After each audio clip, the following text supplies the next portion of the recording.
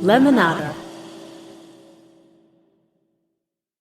Let's talk about caraway. Adam and I have been trying to cook more at home lately, and we have realized how much easier it is when your kitchen actually works for you.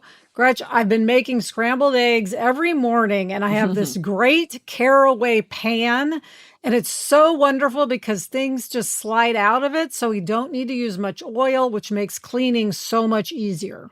Yes, and I like that Caraway focuses on high standards with their materials and how everything is made. I've been using their food storage. It helps keep things more organized. Plus, I don't get those random smells in the fridge. And when a kitchen feels more organized, it really does make it easier to feel like cooking. Right now, you can save up to $230 on the 12-piece cookware set versus buying the products individually. Plus, you can get the Airtight Duo, which is worth $125 for free with any order over $675.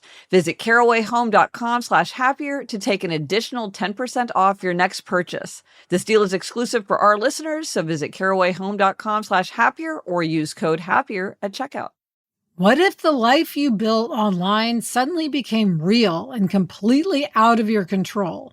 In Carol Claire Burke's debut novel, Yesteryear, Natalie is a trad wife influencer with a picture-perfect life and millions of followers until she wakes up in 1855 and everything she's been romanticizing becomes something she has to survive.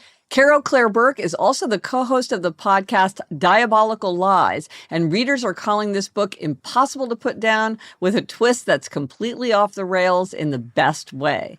Yesteryear is available now in print, audio, and ebook.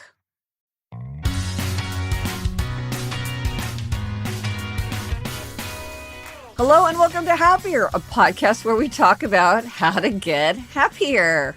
This week, we'll talk about avoiding the 7 deadly sins of disconnection, and we will talk about a super easy hack for elevating your spaces. I'm Gretchen Rubin, a writer who studies happiness, good habits, and human nature. I'm in my little home office in New York City, and joining me today is my sister, Elizabeth Kraft, my sister, the Sage. That's me, Elizabeth Kraft, a TV writer and producer living in LA. And Gretchen, I fear I am guilty of some of these 7 deadly sins of disconnection. So this is a good segment for me. I think we all are. So it's something for us all to reflect on. But first, we got some updates. Gretchen, we heard from Alyssa, who celebrates what we call Garbage Eve. She's calling it Trash Eve. But a listener had told us about Garbage Eve. Yes. Which cracked us up. She said, my husband and I celebrate Trash Eve every 2 weeks thanks to one of your previous listener tips. We no longer miss Trash Day, and we actually clean out the fridge on a regular basis. It's amazing. I'm writing in to share our recent financial habit success. Throughout my marriage, I've tracked our family finances. I don't mind doing this, and I appreciate my husband's faith in my money skills. However, after a miserable 2-year period of co-unemployment, our finances became strained, and I felt he needed to be more involved in our money decisions. I knew he would hate this. Money can be stressful. So, knowing how much Trash Eve has bettered our lives, I took a cue from Liz and Sarah on Happier in Hollywood and created a named event. Now, every Sunday, we sit down for Sunny Money. We spend an hour going over our past purchases and we look at the bills for the week ahead. The fun name takes the stress out of the conversation. Instead of ominously saying, let's sit down and talk over family finances, we just say, can we do Sunny Money? We are now both employed, yay, and Sunny Money has us consistently paying down debt and saving again. I feel like our financial goals are aligned and we both know the effect of splurging a little on a nice dinner date. It has helped our happiness and our bank account. Thank you for giving me some building blocks to tackle a hard thing. This is so great. And it's just so remarkable how just giving something a different name can really change it. It's kind of bonkers, right? It is baffling, but it is so true. Nicknames and names make things so much more important than they otherwise would be, even something simple. Yeah. Sarah and I do every week a Killer Bee work hour, which is getting together with listeners on Zoom and just everybody works on something. And I know just for us, we're so much more likely to be consistent because we've named it the Killer Bee Mhm. work hour. Whereas if it Mhm. was just, oh, should we do a work hour on Yeah. Zoom on Friday? We'd probably be like, I don't know. But because we've named it, we're like committed. No, and it's like your point that you made a while back about if you give like a gathering a fun name, like Yes. the Fiero Fiesta or something like that, it Yes. just elevates it. There's something about having a name. Now, I think what's also very clever in what Alyssa did is by calling it Sunny Money. Yes. First of all, it's the rhyming heuristic, so that feels fun and memorable, but also it's putting a positive spin on Yes. it. And it is something like, oh, let's talk about family finances. That just does not sound enticing. But Sunny Yes. Money, just the word, it just puts a different perspective on it. And these are the kind of things that if you can make it even slightly easier to keep up with it, might have a huge consequence down the line. And here's another thing that Alyssa did, which was something worked really well in one area. Yeah. So Trash Eve worked really well. How can I adapt that into a different context? And I think this is a really good thing with any time with habits. If you're struggling with something, say to yourself, is there an area in which I do this well? When this is much easier for me, when I have been consistent, and maybe there's something there to learn. Like I enjoy it much more if it's social. I do much better if it's later in the day instead of first thing in the morning. I do better on the weekdays than on the weekends. A lot of times there's clues from what has worked that then you can use in other contexts. So here she's like, oh, giving it this name has really helped us be consistent in taking out our trash. How do we adapt that approach in a different context? Well, with Sunny Money, and it worked because clearly that is an approach that really resonates with both of them. So well done. And so Yes. gold star again to the listener who thought of Garbage Eve, which is such a funny idea. You are doing good in the world to this day. Yes. We all now celebrate Garbage Eve. Also, I'm very excited to tell everybody about this new tool on my website, GretchenRubin.com. It is my new happiness helpline. It is a tool where you can ask questions about habits or happiness, and you can get a tailored answer based on my books, my articles, the podcast. It can just quickly go through all of that material. So if you ask something like, how do I break the habit of staying up too late, scrolling on my phone? It will suggest a lot of different strategies, like how to make your phone less tempting, switching it to grayscale, or changing your bedtime routine so it's more appealing. Or if you asked a question like, how do I get myself to exercise after work when what I really want to do is watch TV? It will come up with specific suggestions for you and also give you a lot of places to go deeper if you want to. So just go to GretchenRubin.com. And if you click on the icon in the bottom right-hand corner, that's where you'll find it. Or if you use the Happier app, you can find it on the Happier app. But anyway, it's just a really good way if you're looking for particular information. Yes. Among my materials, it's just a very quick way to get it. So that's great. Yeah, check it out and tell me what you think. I'm really excited about it. Yeah, more happiness for everybody. Yes, exactly. This week, our Try This at Home suggestion is to avoid the 7 deadly habits that disconnect us. Yeah. So, Gretchen, I absolutely love this topic. Go into it. Okay. Yeah, I love any kind of 7 deadly anything. Yes. This is an interesting thing, right? There's a very interesting book called Modern Friendship by Anna Goldfarb. And in it, she outlines the 7 deadly disconnecting habits that push people away. These were habits that were identified by William Glasser. So they are all the 7 deadly habits of disconnection because they are an attempt to control another person. And the theory is that this is a relationship killer because people want to feel free and autonomous. And when they start to feel managed or coerced, they start to want to break away. So, for instance, one of them is criticizing. So if you are pointing out what's wrong with what somebody's doing or saying, even if you're framing it as helpful, the criticism signals that you think the other person is deficient in some way. So it puts them on the defensive and makes them feel judged rather than accepted. Yeah, I know I'm guilty of this one for sure. I mean, we all are, right? And then number 2 is blaming, holding someone responsible for your unhappiness or for things going wrong. It's hard to feel close to someone who regularly casts you as the villain. This is bad. Like I will say to Jamie, I'm looking for a way to blame you for this. Like I will just admit it. I am somebody who is just like, Especially if I'm at fault. I just so much don't want to be at fault. I remember that whole thing when we were supposed to go on an international trip and Eleanor's passport had expired. And that was clearly something that within our family fell within my ambit of responsibility. And I just wanted so badly to be able to blame anybody else. And it was just like, nope, I'm the one responsible for this. So that is something that I feel like I have to be very careful not to do. And here's a super popular one, complaining. Now, this is important to note that we all make one-off complaints. That is normal. That's, not such a big deal. But when people are habitually complaining, when they are chronically dissatisfied, that just creates an area of negativity that is very draining. And it signals to somebody else that you fall short of their expectations or the circumstances fall short of their expectations. That's very draining. Yes. Now, here's one of my worst ones, Gretch. Number 4, nagging. Oh, yeah. Repeating requests or grievances over and over. Nagging is essentially complaint on a loop, and it communicates a lack of trust. You don't believe the other person will come through on their own. It's experienced as a form of low-grade harassment. Now, what I have started to do, Gretch, is I'll ask Jack for permission to nag him about something.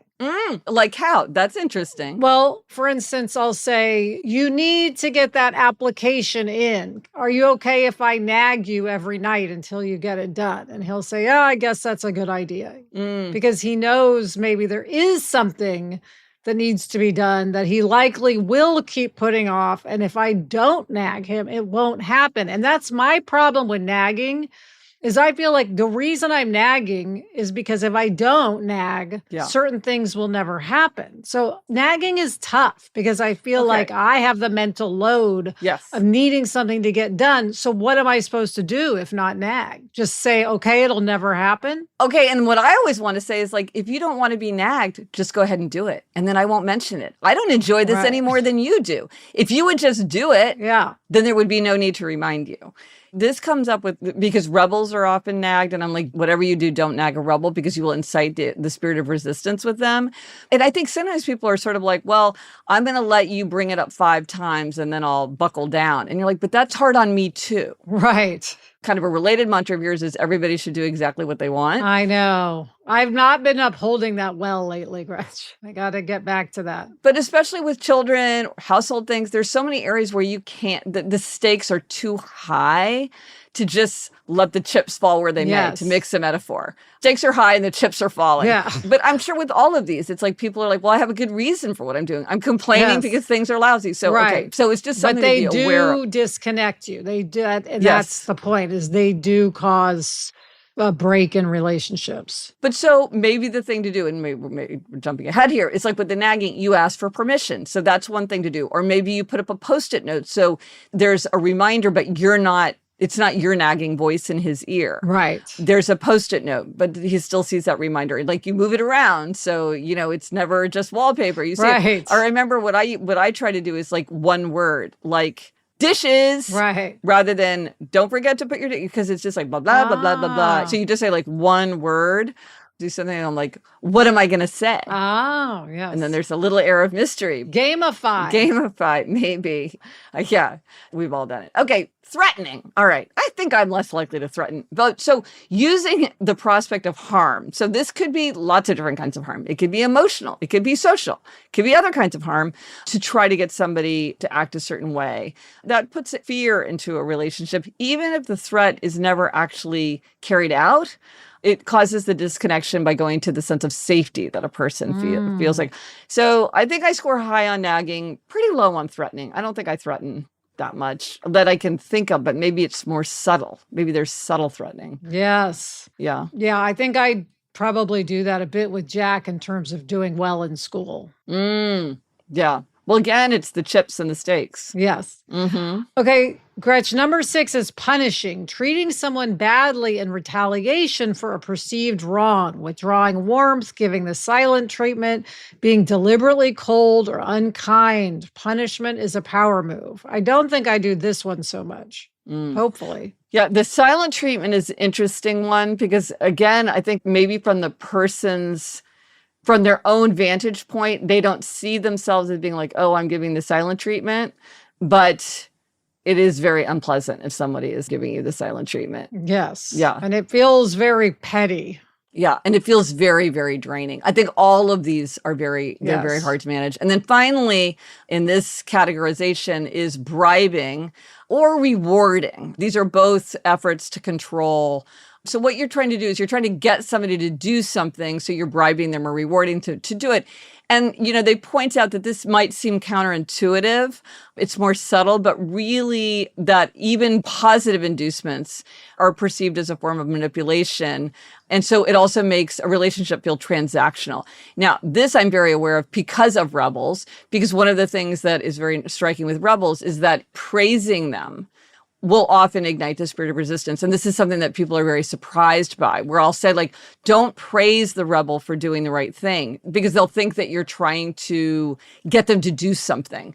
Don't comment at all. Let them do what they want. Don't get in their way by like trying to get in their heads. And so to me, this is very obvious, but it took me a while really talking to rebels to understand why praise, which is a form of reward, or actually a reward or a bribe, it feels like an attempt to control. Yeah. Yeah. And this is like when someone says there are strings attached. One thing I will say about mom and dad, which was great, is I feel like there was never any strings attached to any help they gave us. No. Which I very much appreciate. Yeah. Now, is there anything that you would add to this, Elizabeth? Are there other habits?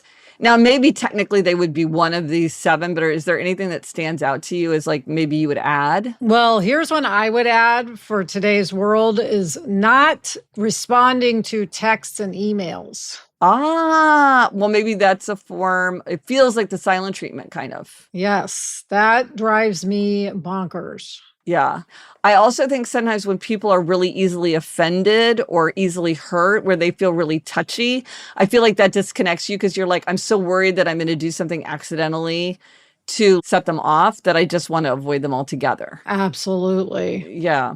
This is more rare, but I do know people who are like this, where they always feel guilty that they've hurt you or that they've done something impolite or they've done something, like they haven't like lived up to what they should be. And you're like, I don't care. It doesn't matter. I didn't notice. And yet they still feel bad about it. And again, it's just sort of like, ooh, now I have to manage your feelings and reassure you. Yes. We've talked about don't over apologize. There's definitely people who have the habit of just apologizing for walking into a room, and it is off-putting. Yeah. And then, Gretch, also asking for too many favors. Well, and also, the opposite of a profound truth is also true. And people who are too solicitous, that can also be sort of off-putting. And people are constantly like trying to do this and trying to do that and like constantly doing you favors. Or I sometimes feel like this, like when Jamie has a cold and I'm like, do you want me to get you some Dayquil? Yes. Do you want a heating pad? Do you want a glass of water? And he's just like, no, thank you. Leave me alone. Yeah. And I'm like, why am I doing this? It's clearly, I want to express it, but it's not bringing us closer. It's actually just kind of annoying him. Like, why am I doing this? And so I've been trying to pay attention to that. So these are super interesting. Let us know what you think of these 7 deadly sins of disconnection. I'll post a link to the book in the show notes and let us know, are there examples where you've seen these in action? Let us know on Instagram, TikTok, Threads, Facebook. Drop us an email at podcast@GretchenRubin.com. Or as always, you can go to the show notes. This is happiercast.com/582 for anything related to this episode. We talk so much about how relationships are really the key to a happy life. So anything that helps us connect more deeply with other people is important. Absolutely. Yeah. All right, Gretch, coming up, we have a lighting happiness hack. But first, this break.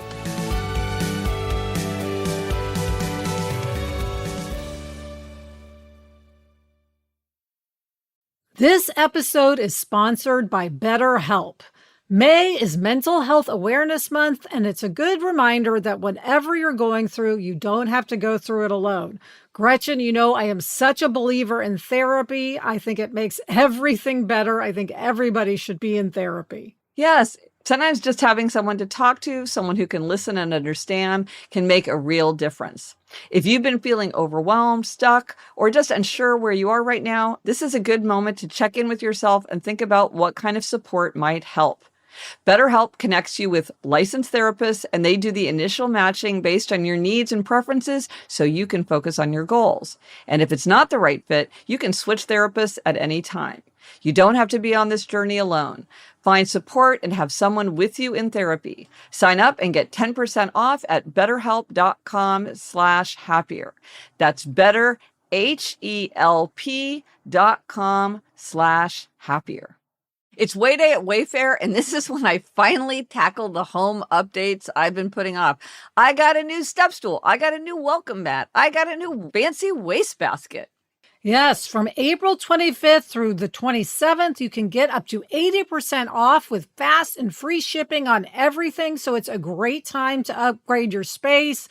Gretch, I'm looking forward to outdoor entertaining this spring. So I got some beautiful acrylic wine glasses. And Wayfair Verified is great. It's their team vetting products with a 10-point inspection, so you feel confident in what you're getting. Way Day is the sale to shop the best deals in home. We're talking up to 80% off with fast and free shipping on everything. Head to wayfair.com April 25th through the 27th to shop Way Day. That's WAYFAIR.com. Wayfair, every style, every home. Hey, it's Julie Louis-Dreyfus from Wiser Than Me, etc. Just popping in with a little reality check. Food waste shouldn't exist. There is no reason that our leftovers should end up in a landfill, but that's the final destination for about a third of the food we grow. God, our ancestors would be confused. They use their food scraps as compost, or as animal feed, or in weird soups, all the stuff we did before garbage was invented. But composting is hard work. Living with a bucket of rotten food on your counter is gross. Most food goes in the trash because it's easy. And these days, we'll take any easy we can get. But now there's something easier. Drop your scraps in a mill food recycler. It looks like a kitchen bin and an iPhone had a baby. It takes nearly anything, even meat and bones. It works automatically. You can keep filling it for weeks, and it never smells. When you finally empty it, you've got these nutrient-rich grounds. Use them in your garden, pour them in your green bin, or have Mill get them to a small farm so the food you don't eat can help grow the food you do, just like it should be. It's why I own a mill, why I invest in Mill, and why I'm still obsessed with my mill. If you want to get obsessed too, go to mill.com/wiser to get $75 off. That's mill.com/wiser for $75 off. Okay, Gretch, we are back with this week's happiness hack. Yes, this was a product that I did not know existed. And it is a cord attachment that you can put on, most every ordinary lamp, as far as I understand, that allows you to dim it. And I am a huge fan of dimmers. I have a lot of my wall switches, and I love to dim lights and brighten lights and adjust them. And I have a few lamps that have the settings where, it's like bright and brighter. But I didn't know that you could just do this to any lamp, pretty much. And I am so excited because I love to dim. And is this an extension cord you're saying that has like a little dial on it or something? Yes, that's what I've seen. A bar that you push higher or lower, and you just plug the cord into that, and then you plug that into the wall. And I'm so excited to know this existed. But here's, Elizabeth, the thing that I learned from our No Spend February. My impulse was like, these things are amazing. I'm going to get one. Oh, it's a bargain. If I get two, I'll get two, and then I'll have them. But because of No Spend February, I stopped and I thought, where would I actually use this? Right. What is the lamp that I would actually use this on? And I thought, well, I love the idea that I can do it. But when I think of all the lamps that I have, there aren't actually any lamps that I could think of off the top of my head that I would ever want to dim. We do have lights that we can dim, like on the wall. And so I thought, okay, I'm very happy to know that this exists, but I will not buy it until I actually have a lamp where I'm like, I really want to be able to dim this particular lamp. I almost wanted to buy them just so that I didn't forget that this was a possibility. Right. But now that we've had this conversation, I'm like, I'll remember that this is a thing that you can do. Yes. But I didn't buy them just on the theory that, like, I'm glad that it exists. Right. I want to wait until I know why I would need it. That is smart. Yeah, Gretchen, it really is true. Dimming light can like turn a regular house into like, oh, I'm having a party. right? Yes. Isn't it Yes. weird how It is. it makes such a difference in like people's attitude toward what's Yeah. happening? Yes. You know, oh, this is supposed to be a party if there's like mood lighting. Yes. Whereas if it's bright, it just doesn't feel right. I remember right when Jamie and I were very first married, we had people over, like a party, and a friend of mine went around and said, like, it's way too bright in here. And he went around and turned off a bunch of lights. And I was like, oh, this is amazing. But the lighting still wasn't that good, where I probably needed dimmer switches. Yeah. So the ability to control light and to think through light is something that can really affect the quality of the atmosphere. So I love that this is something that we can do. I'll put a link in the show notes to the example that I saw. Okay. They're very inexpensive. Okay. But can I do a drive-by hack as well? Sure. Okay. So every once in a while, we get a note from a listener saying, hey, you guys talk too fast. And the fact is, we do talk too fast, but we don't talk all that fast. Well, you talk fast, Gretchen. I do not talk fast. I talk fairly fast. But when they say you too are speaking fast, I think you have accidentally changed the setting in your podcast player. And so this is just a reminder, you can change the speed of a podcast. You can speed it up, which is what a lot of people do. They speed it up so they can listen to more podcasts faster. But if you feel like we're speaking too quickly, you can make us speak slower to suit the way you're listening. And if you feel like all of a sudden we've started speaking much faster, you may have accidentally hit your settings and not realized it. So I think some people aren't aware that this is a thing that can be fairly easy to affect without noticing that you've done it. I do this from time to time. My finger just strays onto the wrong place. Yes. And all of a sudden, people are talking like chipmunks, or they're like the record player going around very slowly. Yes. This often happens if I'm listening to a podcast and wearing my Apple Watch. If it shows up there, it can be very easy to accidentally change the speed on the watch. So yeah, something to be aware of. To use how you will. And now for a listener question. And this is a question, Elizabeth, aimed at you. Sarah asks, Liz talks about reality TV all the time and makes it sound really fun to watch. I have never been a fan, but I want to give it a try. But there's so much. I don't know what is the right place to start.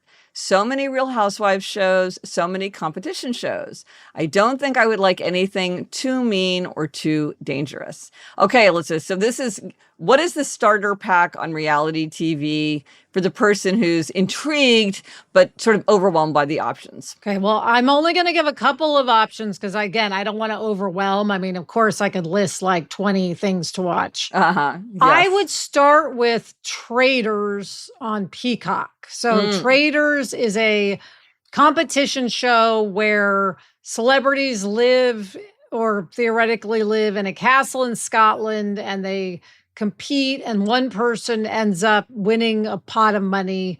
It's really fun. It's hosted by Alan Cumming, who's so much fun. He wears really wonderful, outrageous outfits. A lot of people like to watch it just to see what Alan Cumming is wearing.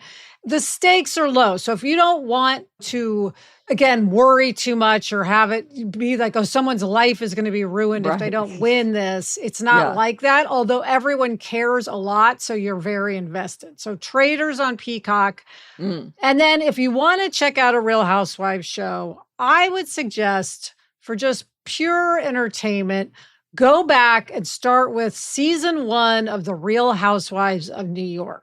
It was a fantastic cast with The Real Housewives. It is nice to start it to season 1, so you're getting to know everybody.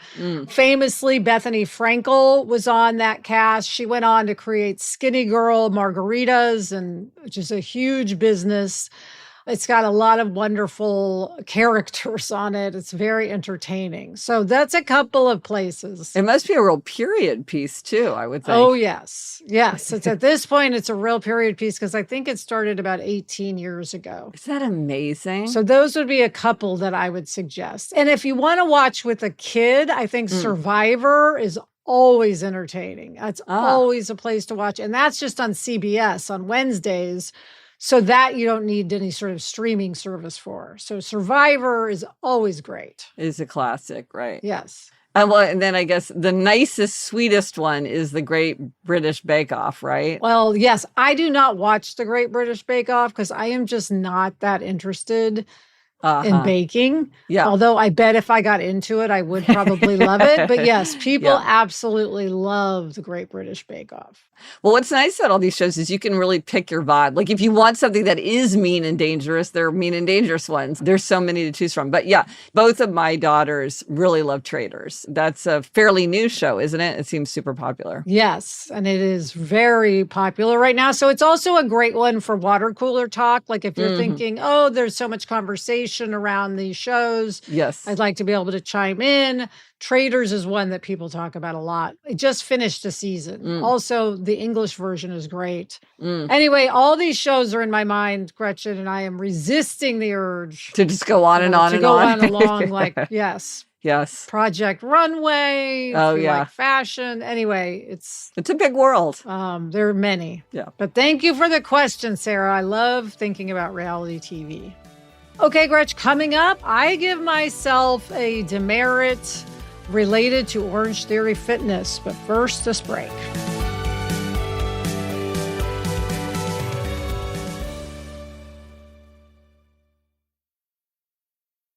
Are you a trailblazer, a risk taker, someone with countless tales of epic adventure? Well, I'm not quite there yet, but I'm working on it. Even the boldest among us started small, daring themselves to reach greater goals each day. If you're looking to take on a challenge like that, the Defender is too. It's a vehicle built for those capable of great things, whether you're charting new territory or just escaping the city for the weekend. The Defender, engineered to meet challenges head-on so you can explore with confidence. An icon reimagined, designed for a new generation of explorers. Choose from the Defender 90, 110, or 130, seating up to 8 adventurers. With a tough-tested exterior, a modern and functional interior, and intelligent tech like 3D surround cameras and the Pivi Pro infotainment system, every journey feels limitless. Because like you, the Defender is capable of great things. Build your Defender today at LandRoverUSA.com. I have been doing a little spring reset with my closet lately, trying to focus more on quality over quantity, fewer pieces, but ones that are well made and easy to wear every single day. Gretchen, you know what I'm going to say? I love Quince for that. Quince makes beautiful everyday pieces using premium materials. They have 100% European linen, organic cotton, super soft denim with styles starting around $50. And Gretchen, I love their accessories. Quince linen tops have become my go-to. The fabric feels substantial, but it's still easy to wear, and it does not cost what I thought quality linen would cost. Refresh your spring wardrobe with Quince. Go to quince.com/Gretchen for free shipping and 365-day returns. Now available in Canada too. Go to QUINCE.com/Gretchen for free shipping and 365-day returns. Quince.com/Gretchen. Okay, Elizabeth, it's time for demerits and gold stars. This is an even-numbered episode, which means it's your turn to talk about a demerit. What's this Orange Theory demerit? I think I can guess. Yes. So, Gretchen, you know, I have on my 26 list to go to 100 Orange Theory classes. I was right on track doing my thing. And then I went to New York and I got sick when I came back. And I have just had a really hard time getting back into it. It's that thing where restarting something is harder than starting it. Yeah. I have gone, but I'm not in my groove and my routine. So it's a problem. I've got to just book the classes and show up. But I even did something I don't think I've ever done before, which is cancel something I'd booked. Wow. Yeah. And I think part of it is I really had a bad cold that really dragged and had a coughing element. And so part of it is I was very aware of not wanting to be in class and have people not want me there. Yeah. Because I was coughing and you don't know if you're going to cough until you're doing it. So I have sort of layers of resistance, just the usual exercise resistant, the sort of worried I'll be bothering people, they'll think I'm sick resistance, the, oh, if I do this, I'm going to be way more tired than I usually am so that I won't be able to do these other things resistance. So anyway, I just got to bite the bullet, get back into it, get back on track, which is why I wanted to give myself a demerit. But you know what this reminds me of? What? Do you remember at the beginning of 2025, you got really sick? Yes. And you had the Orange Theory. I think then it was only 50 at the beginning of the year. But it was hard because you sort of were starting the year with all the New Year energy. And I think you were sick like over the holiday break. Then I got COVID and then the flu. I got both. Oh, I'd forgotten that. So at least that didn't happen this time. That's right. But it was a bad lingering cold. It was. Yeah. Yeah. You could barely talk. So yeah, this is better than that, but it is a similar thing. Guys, I've been thinking about that too. And like, how did I get back into it after that? Because I did. Well, that's the thing. You get it, one way or another. Just get back in that Orange Theory saddle. Yep. Okay, Gretch, what is your gold star? Okay, well, with my gold stars lately, I've been trying to think of things that I overlook or that I take for granted that I really want to be grateful for and remember how much happiness they bring me. And today's episode is contacts and reading glasses and glasses. Eyesight correction, because I am very, very seriously nearsighted. I wear contacts from the moment that I get up in the morning to the time I go to bed, and I love them. And I feel so grateful for them. And I remember the days of wearing glasses. If you're really, really nearsighted, actually, glasses don't correct your vision as well. I remember how ecstatic I was when I got glasses for the first time because I realized I really couldn't see anything. Then getting contacts was amazing. I could again see better, and I loved not having glasses. But that's when I had to use solution and clean them every night and once a week, dissolve these tablets. It was a whole thing. Now I have disposable, which is so easy to use. They're thin, but they're really easy to put in my eye. They tint them just ever so slightly now, so it doesn't make your eye look any different color, but they're much easier to see, like if you drop them in the sink or whatever.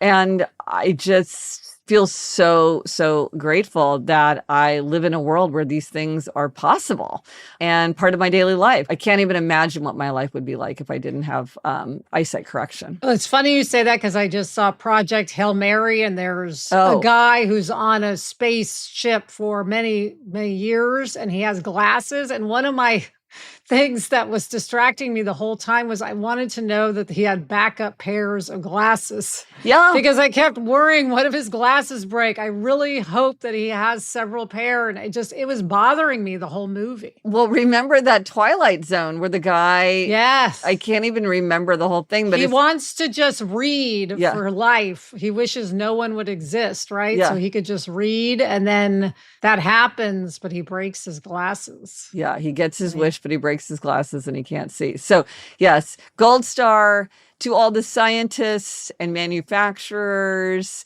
and companies that make these things, because I am very, very grateful for them. The resource for this week. Okay, so tax day. If tax day is making you want to cut your spending, you can do a no spend month at any time. We did no spend February, but any month can be a no spend time. One of the things that we both found is that if you go through a period of deprivation, it heightens your pleasure. And if you break the habit of purchasing, it kind of makes you realize what you're buying, how you're buying. Just like I realized, instead of just impulsively buying these dimmer things, why did I wait until I find out if I actually need them? I just released a guide that will help you do a no spend month if you want to do it whenever your timeline is. You can decide what's on your buy list and your not buy list, what you're going to do with your savings. It's all at happiercast.com/resources. And Elizabeth, what are we reading? What are you reading? I am reading The All or Nothing Marriage, How the Best Marriages Work by Eli Finkel. And I am just about to start All My Knotted Up Life by Beth Moore. And that's it for this episode of Happier. Remember to try this at home. Avoid the 7 deadly sins of disconnection. Let us know what you think of these 7 deadly sins. What are your observations? Thank you to our executive producer, Chuck Reed, and everyone at Lemonada. Here's your writing reminder. We usually remind people to use word of mouth because word of mouth is the best, but we also really love a review.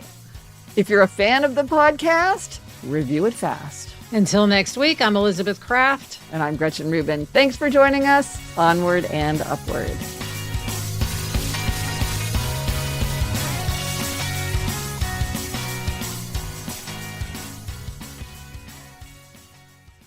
Listen, what is it about being able to dim lights? It just feels so luxurious to me. It does. And like if a light is too bright, it just kills the mood. Although I will say, like, I like kind of brighter lights just day to day, whereas Adam would have everything dimmed all the time. Oh, interesting. Eleanor wants to put twinkle lights on everything, and that's a different kind of light. That's also very fun. Yes.